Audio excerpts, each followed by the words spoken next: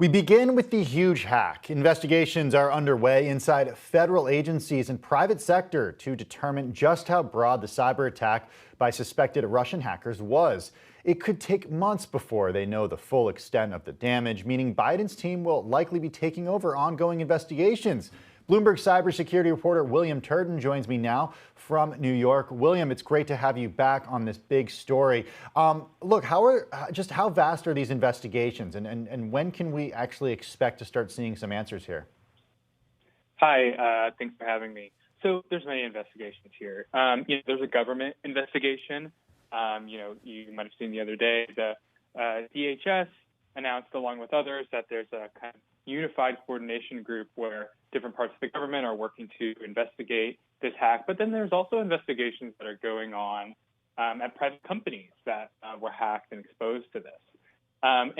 Both investigations share some of the same issues. A major one being that this hack, relied on really kind of exquisite tradecraft. So the hackers were kind of using new and unique techniques.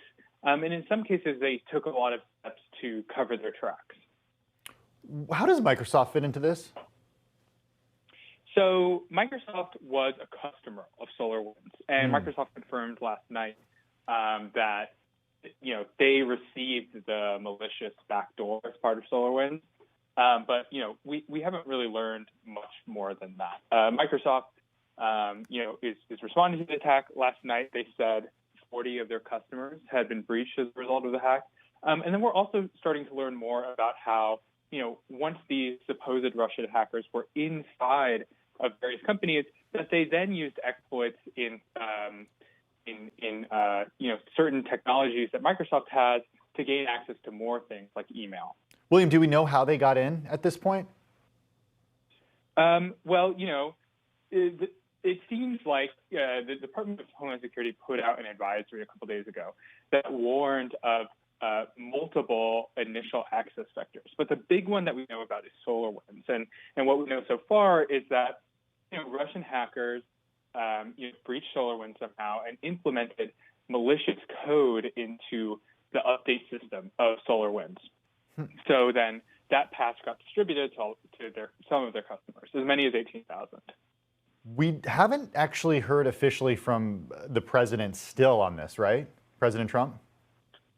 No, the president has supposedly been briefed on this, but no, he has not made any statement whatsoever. What does that mean to you that we haven't heard from the president? Well, the president throughout his administration and previously in his campaign has felt comfortable, deferring to Russia and deflecting the kind of true nature of the United States relationship with Russia. So it's pretty par for the course for him. What does that mean for Biden when he gets into office in just over a month at this point? William, what does he inherit when it comes to cybersecurity and this mess that he's going to have to clean up? Well, Biden put out a statement yesterday saying that cybersecurity is going to be a priority for him. Of course, the Biden administration will most likely take over. Well, of course, will take over the investigation. But this problem is bigger than any just government, right? Like this relied on the supply chain, and the supply chain for technology vendors is extremely intricate and complex. And you also have actors who are really skilled, and have a lot of resources, and they also take time to plan and execute attacks like these. Did the pandemic or make this easier for hackers? I don't think there's any indication of that, but in general, the shift to remote work has provided new avenues for hackers because employees are at home and maybe their systems aren't as secure. But there's no indication so far that played a role. One thing that has been, I think, really eye-opening to me, at least, William, is the idea that when it comes to security systems like this, you're only as strong as your weakest link, right? And the fact that the U.S. government relies on so many outside vendors and third parties to actually have secure systems, that reveals something about potential flaws, right?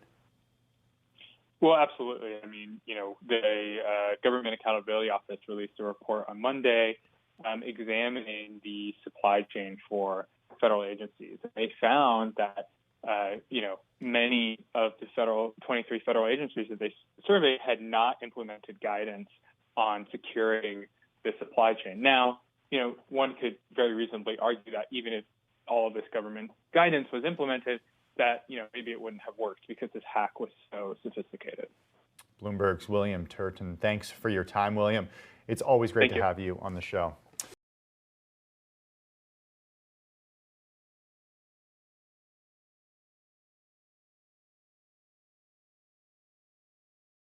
The biggest stories the moment they happen from around the globe. Subscribe to Bloomberg Quick Take now for insight in an instant.